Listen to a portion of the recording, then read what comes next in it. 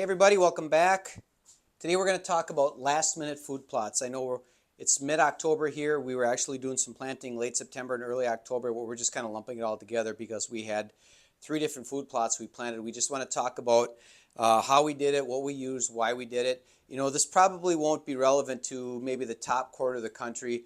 Uh, I know some customers are still planting down in southern Illinois, Missouri, North Carolina. We're getting a lot of questions. Hey, what can I plant? What do you think? How should I plant it?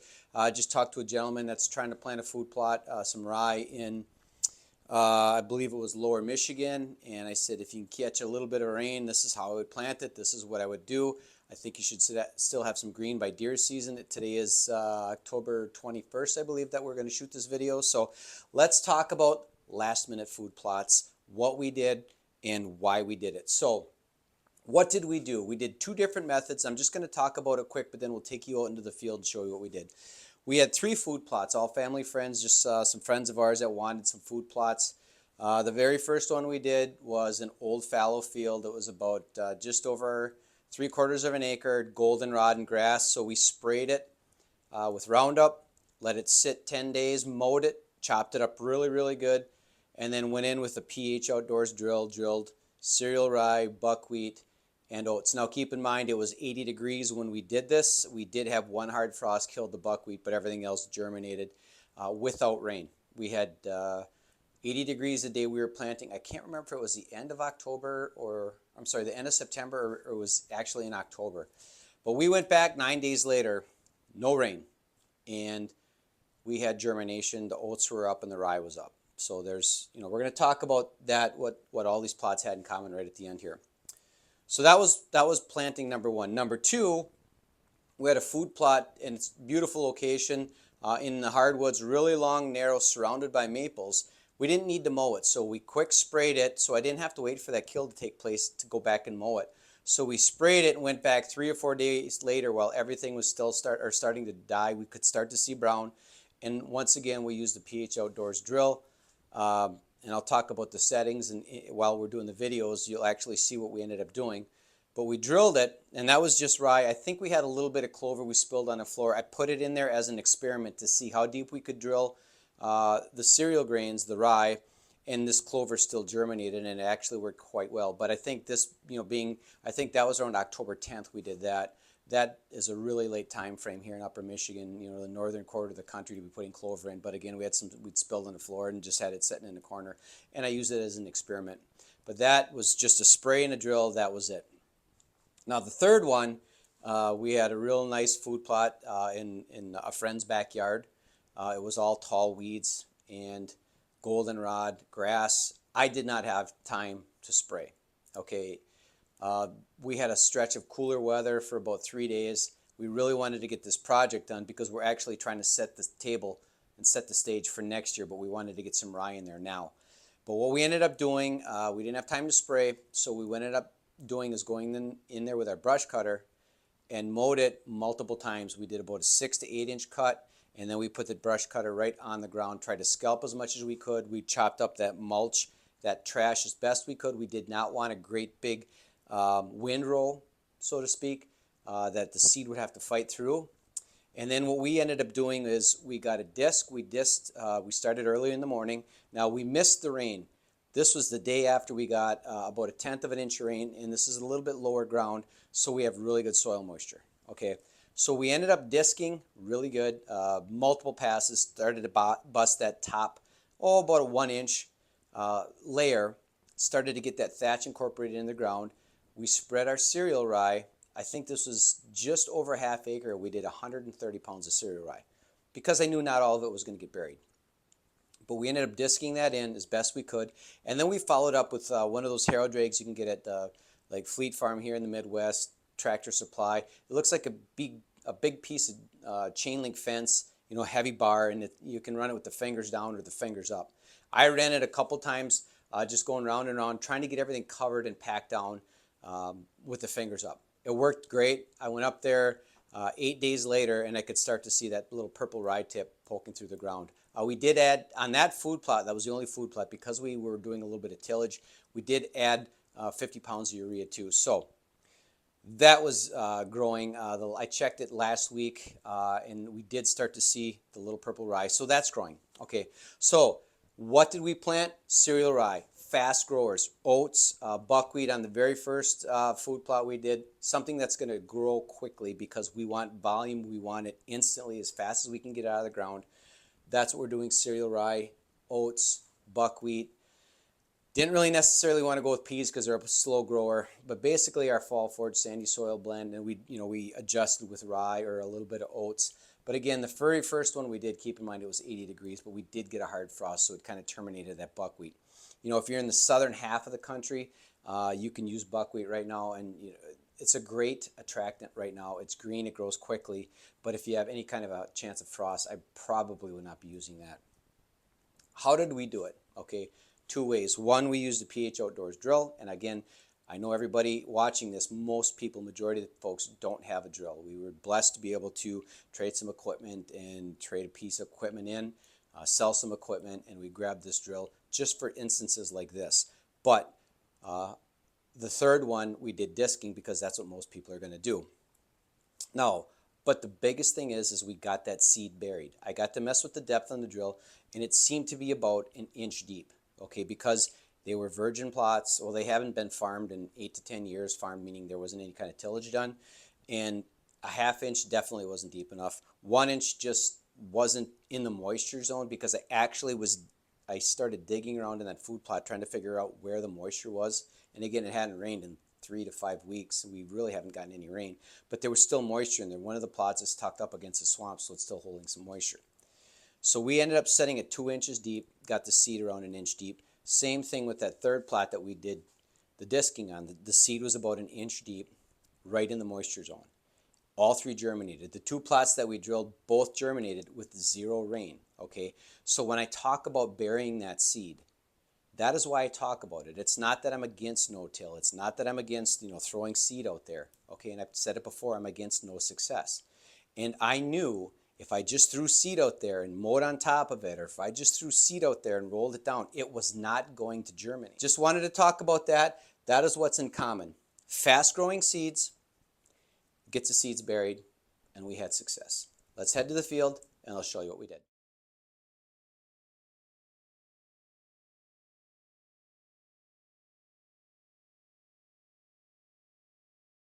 All right, so we ran 20 yards just to see what the depth setting was on this ground. I don't think this has been tilled in about 10 years. Some of the seed you can't see, but then there's some spots over here where I could see some of the seed. And I want it deeper just so it's in the moisture zone. This is really dry, sandy ground. I did dig down about an inch and there's moisture in the ground, so we want it into the ground deeper. So we went from the 1 inch setting right here to the 2 inch setting, and it's real easy to change. You just got to get it up in the air and hold it. It's one thing I like about this drill. So we're going to run it at 2 inches, and it should put the seed about inch and a half in this ground. Okay, so after putting it to the 2 inch setting, as deep as it'll go, I can see a couple of seeds right here, but that just might be the contour of the ground. Looking over here, right in the planting grooves, you can see where the Packer tires are, and it looks like we're at the right depth. So if we kind of come up here, looks like the wheels are cutting into the ground fairly well. So I think that was the ticket on this ground. Again, we're planting oats, rye, sandy soil, fall forage, so it's in pretty good. See if we can look underneath here. Yeah, that's cutting into the ground really well, so that's exactly what we want. So 2 inches on this virgin ground with the cereal grains. So we're done, and I just want to talk about what we did, what we used, and how I would have done this if we didn't have a drill. So this is probably, I want to say 3/4 of an acre with the outcropping there. There's another outcropping out here. Actually, I think back in here around the corner, the access is right behind me, the cabin's right behind me, but I'm not going to show it. Just, it's a family friend, and we're going to keep that out. But anyway, so the process was this. We came in and, we sprayed it, I think 2 weeks ago, with a combination of Roundup and I had just a couple of shots of Liberty left, and I put that in there as well. And it did a really good job, but you know, this was really tall. There's going to be a little bit of green. I think there's a little bit of green up there yet. Honestly, we could come spray one more time before we get germination because the seed's in the ground, it's not on the ground. But then what we ended up doing is mowing twice. I got a decent thatch layer with the first pass and then put the mower on the ground. And we chopped that up really good because what we didn't want this right here. There's a little bit of it here and there. You know, we didn't want a big thatch layer or those windrows that you get with brush cutters. So we tried to eliminate all that because I knew I was going to be drilling into this, and we didn't want a big thatch layer because that seems to inhibit the seed from getting through, as well as if there's just, you know, minimal duff on the ground. So you can see the drill marks. So what we ended up doing before, like I just showed you, we ended up running the drill at 2 inches. And it seemed to be the right depth. And one of the reasons I'm pretty excited about this is that we've all talked about this drought, okay? And here we've got, I think, maybe 1/10 of an inch of rain all September. And I'm looking at the 10-day forecast to October 12th, October 10th. There is 0 rain predicted. Now, one of the things I did is I dug up on this hill. And it's about 5 feet lower down here than it is up here. And I dug down and there's actually moisture where the seeds are. So I wouldn't be surprised to come back here in a week and see this all germinated. I guess let's talk about, if I didn't have a drill, what would the strategy have been? So the strategy would have been the same. We would have mowed it. We would have sprayed it, coming in to mow it, and then what I would have done, because of the lack of rain and we wanted to conserve moisture as best we could, I would have drilled it and planted it the exact same day. Now, I did not drop any urea because again, we didn't do any tilling or anything. But if we did any kind of tillage, what we would have done is spread probably 100 pounds of urea and lightly tilled or disked that in, got the seed down, dragged and covered that and packed it as fast as we could in the morning without the heat of the sun on it, and try to conserve as much soil moisture as possible. And I do believe you would have seen some germination, especially down in here. The soil is still damp. You know, there's a swamp right there. It drops down. I think this is a perfect location where they're going to see a lot of deer in this property. I think right here, we're going to have a mock or a grapevine scrape right here. I think you're going to see just about every buck on the property by November hitting that. So I would think there should be food in here by about October 15th to the 18th. They should be in here eating because those oats go really quickly. There is moisture in the ground. But again, had this been tilled, I would have made darn sure I did it all in one day just to conserve soil moisture. Okay, so we're in food plot number 2. It is October 4th. Very late to be putting food plots in here in Upper Michigan. But we're just going to talk about what we're doing on this one. Once again, we're going to use the pH drill, but we'll talk about the strategy without using a drill if I had to come in here. You can see we're starting to get some brown right here. We sprayed about 6 days ago, I believe. But there's a strategy we're going to talk about on this particular food plot. I really like how long this lays out.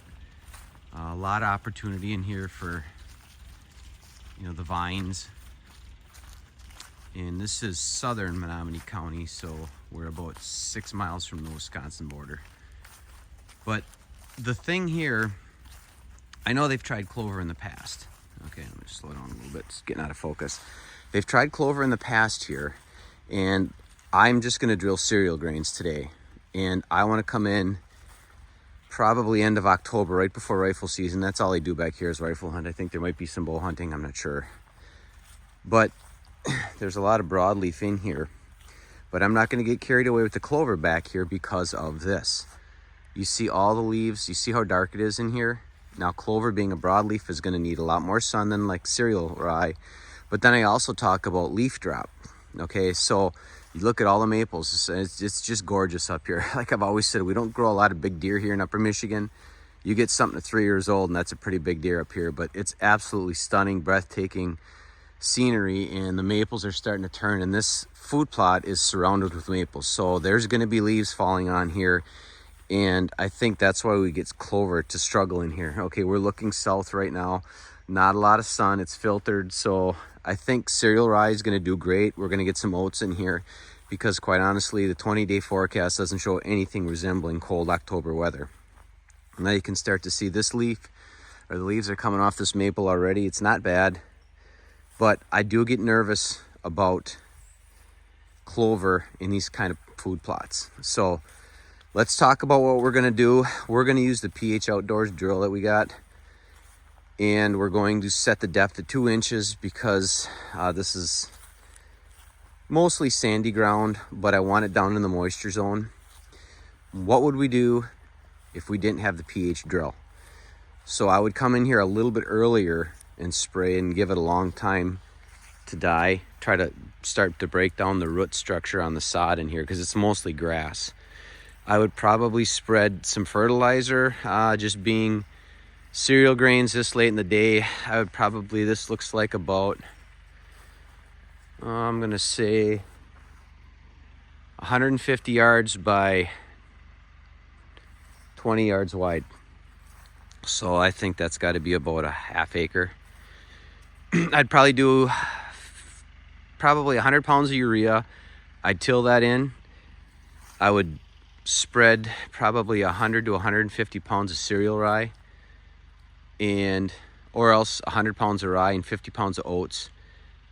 I would lightly drag to cover it and pack it all at the same time in the morning. Okay, but here's the thing, we don't get a lot of sun back here, so it's not like it's baking. So that would be the strategy if I was going to do tilling. It would be kill it, 7 to 10 days later, come in, spread the fertilizer, till it or disc it, spread the seed, drag it to cover it, and pack it, and we're done. The product on these last minute plots, because this is just going to be for rifle season, the product is going to be cereal grains because we're in filtered sunlight. We're late in the game. We're starting to get cooler temperatures. The days are getting shorter every day, but we do have moisture in here because this has not been baking in the sun, but you can see it's kind of sandy ground. You know, it looks dark, but that's just dark sand. And then two, the theory is we're not going to do a throw and grow because there is no rain in the next 10 days. There's a chance of rain tomorrow on Saturday. Looks like about an 80% chance, but very little rain. So that way, that ground is going to hold the moisture. There's moisture in the ground already, so that seed should take off. We should see a green food plot here by probably October 25th, right when this property needs to start picking up deer. So that's what we're doing today. Get the seed buried. Seed choice is all cereal grains. I think there's a little bit of brassica in there that we spilled on the floor and I just threw in the drill, but that's what we're doing today. I love these long, narrow food plots. All right, all done, and you can see the drill marks here. And this is actually, I think, the third time I've used this drill, and I've seen the results already, and I'm very happy with it. But here's the one thing I don't like about the drills is there's a lot of gap in between these rows, a lot of empty space. So what I'll do is we ran east and west, and then we started taking and making an S pattern all through here. You know, half the seed went when we were doing this way, and then we did the S pattern with the other half. So I like that, but that's something I'm gonna work on just because I just think the volume, or you get a thicker food plot. I always tell folks in the fall I want my food plots to look like my lawn, especially if you're just doing cereal grains. So there's a lot of gap here. It's going to be a really nice green food plot. Like I said, you can see it's starting to die. Roundup's kicking back on this central Menominee County food plot, and gosh, we got some beautiful scenery up here. But no rain yet, but we do have germination. Let's see. You can see the clovers are coming. This is all rye right here. So this has probably been up. You can see here. Now, you talk about the clovers. We've got that channel that the drill puts in, and the clovers can follow that channel. I mean, we set the depth at 2 inches. That's way too deep for clovers, but we had to get the seed down. You can see this is all rye germinating. So we're supposed to get rain tonight and tomorrow, and this is going to explode the food plot. It could be really green. It's starting to dry down. You can see it's starting to brown, but we're also starting to get a bunch of leaf drop in here. I've never seen this planted in here before, so I'm kind of curious to see what the volume of leaves that fall in here. I would assume how it depends on what the wind's like. But we do have germination after 9 days, 0 rain. All right, last minute food plot. We're looking at a half acre right behind a camp up in the UP, and they wanted to see some deer and create hunting opportunities. So we came up and we didn't even spray this because we don't have time. So it was just all this. There's a little bit of Phragmites to the right. It gets lower, but it's goldenrod, popple shoots. It was logged about 10 years ago. So what we did was we came in and mowed it twice, scalped it to the ground as low as we could. We're gonna disc the living crap out of it. I think we got 3 passes already with a heavy disc. Now we're just putting cereal rye down, and then we're gonna disc 2 more times, drag it, and call it good. There's a lot of moisture in the ground here. It's a lower area, probably why we can put a food plot here, because it's been so dry and the water table is really low. But when we talk about not using the drill, this is what we're talking about. Spraying, mowing, disking, burying the seed. Seed will get down a ½ inch. A lot of trash on top of the ground, but I think it's going to work out just fine. We're probably going to put on this ½ acre 125 pounds of rye. But this is as absolute late as I've ever put a food plot in. So this is how we would do this last minute food plot. I didn't even have time to spray. It was just, hey, let's put a food plot in here. Mowed it, dissed it, planted it, dissed it again, dragged it, and we're done.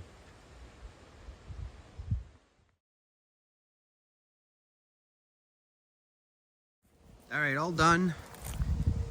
See, it turned out pretty nice. I didn't roll it, and I think I'm gonna come back and roll it, but there's a lot of moisture in this ground. We get a couple of warm days up here. It's supposed to be in the 60s next week, and I'm hoping for green right around Halloween, and then into November, obviously. But yeah, it was this stuff right here, and we at first started mowing just to clean this back area up. Again, there's a cabin right behind me, and I'm not going to show that on video, but anyway, there's a cabin right behind me, and they just wanted something cleaned up so they could see back here, just so it looks nice. And we decided to put some food back here, and it's just rye, but this is what it turned out to be. And I think we've got to come back here and just maybe roll this, flatten these clumps out a little bit. So, but again, these last minute food plots, the biggest thing is get the seed buried, because we did have rain the other day here, but again, the 15-day forecast, I'm not seeing any chance of rain again, but that could change tomorrow. But we have had frost, so that's why we're just doing rye. Maybe we could try some wheat in here as well, but we just did rye. That's what we had on the shelf. But this last minute food plot, get the seed buried. You can see there's a little bit on top of the ground yet, but this is a ½ acre, and we used 125 pounds of rye. So if I can get 70% catch, that's going to be really nice and green by last week of October. All right, so I really enjoyed doing that. I'm not a big fan of doing this last minute, but again, these are all products that just popped up right at the last minute. But again, if you can take a look at how we did it 2 different ways, but the end result was the same. Get that seed buried and use the right seed that's going to grow fast. Now, if you're in the southern half of the country, we were talking to folks in Georgia, Florida, you can still do clovers, okay? Because the reason I don't like to do clover up here right now is because you could freeze the root out. If you don't have a good enough root system, and we get that hard freeze in December, January, you could kill that clover. So the reason I did, like I said before, the reason I did that clover on that second long, narrow food plot in the woods is because we just spilled some, and I wanted to see how this drill would work. I'm looking forward to next year on some of our food plots. So if you're doing last minute food plots, hopefully some of this advice will help you. If you've got any questions, by all means, ask them in the comments below. You can get a hold of us here at Northwoods Whitetails through our website, northwoodswhitetails.com. We've got that icon in the lower right-hand corner. You can send us a message. It comes right to my phone. So thanks for watching. I know it's just about time to start climbing in stands. The rut's right around the corner here in the Midwest. Magical time of the year, folks. Please be safe. Use your harnesses and be careful with what you're doing. Good luck, everybody. Thank you so much for watching, and we'll talk to you next week.